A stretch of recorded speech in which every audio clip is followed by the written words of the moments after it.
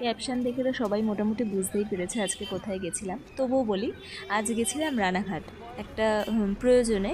তা প্রয়োজন মিটিয়ে ভাবলাম নতুন শ্রীলেদার্স শোরুম খুলেছে, একবার ঘুরেই যাই, এসেছি যখন। তা কী করে যাবে তোমাদেরকেও বলি। শোরুমটা খুলেছে 1 নম্বর রানাঘাট 1 নম্বর স্টেশন থেকে, ওভারব্রিজের নিচ থেকে বেরিয়ে ডান দিকে সোজা, একদম সোজা পথ, পোস্ট অফিসটা পার করে 3 থেকে 4 মিনিট লাগবে।